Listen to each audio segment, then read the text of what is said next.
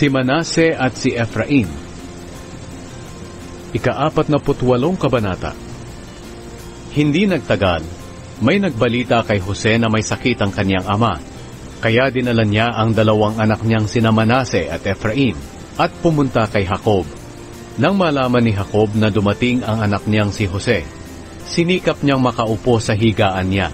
Sinabi ni Jacob kay Jose, "Noong naroon pa ako sa Luz, sa lupain ng Kanaan, nagpakita sa akin ng makapangyarihang Diyos at binasbasan niya ako.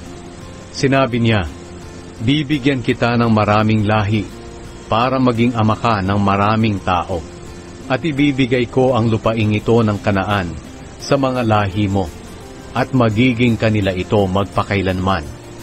Nagpatuloy si Jacob sa pagsasalita, "Ang dalawa mong anak na sina Efraim at Manase na ipinanganak dito sa Ehipto bago ako dumating, ay ituturing kong mga anak ko.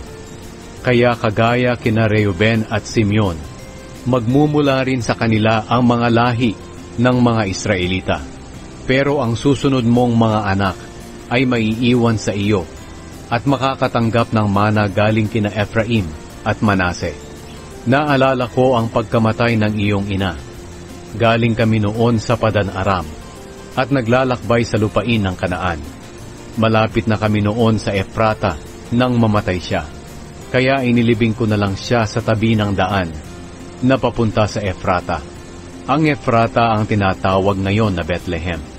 Nang makita ni Israel ang mga anak ni Jose, nagtanong siya, "Sino sila?" Sumagot si Jose, "Sila po ang mga anak ko na ibinigay sa akin ng Diyos dito sa Ehipto." Kaya sinabi ni Israel, "Dalhin sila rito sa akin para mabasbasan ko sila." Halos hindi na makakita si Israel dahil sa katandaan. Kaya dinala ni Jose ang mga anak niya papalapit kay Israel. Niyakap sila ni Israel at hinalikan. Sinabi ni Israel kay Jose, "Hindi na talaga ako umaasa na makikita pa kita. Pero ngayon, ipinahintulot ng Diyos na hindi lang ikaw ang makita ko, kundi pati ang mga anak mo."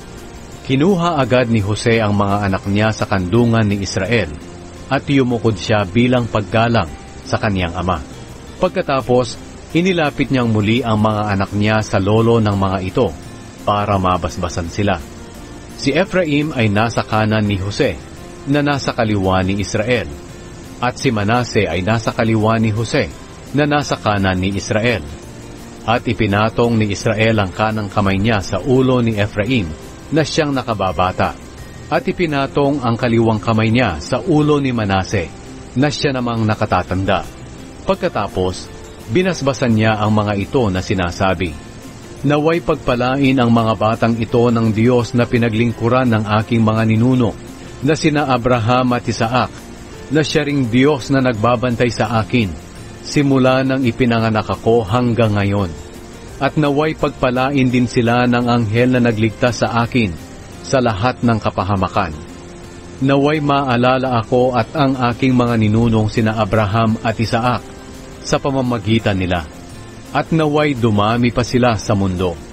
Nang makita ni Jose na ipinatong ng kanyang ama ang kanang kamay nito sa ulo ni Efraim, hindi niya ito ikinatuwa. Hinawakan niya ang kamay ng kanyang ama para ilipat kay Manase. At sinabi, "Ama, hindi po iyan. Ito po ang panganay.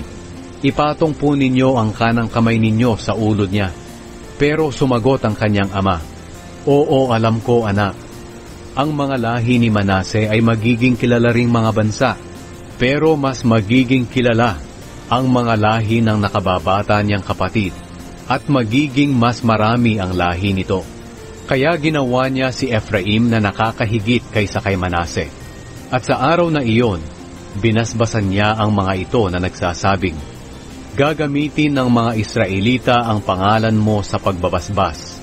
Sasabihin nila, naway pagpalain ka ng Diyos kagaya ni na Efraim at Manase." Kaya sinabi ni Israel kay Jose, "Malapit na akong mamatay, pero huwag kayong mag-aalala, dahil sasamahan kayo ng Diyos, at pababalikin kayo sa lupain ng iyong ninuno. At ikaw, Jose, ang magmamana ng Shechem, at hindi ang mga kapatid mo. Ang lupain na iyon na napa sa akin, dahil sa pakikipaglaban ko sa mga Amoreyo, sa pamamagitan ng espada at pana.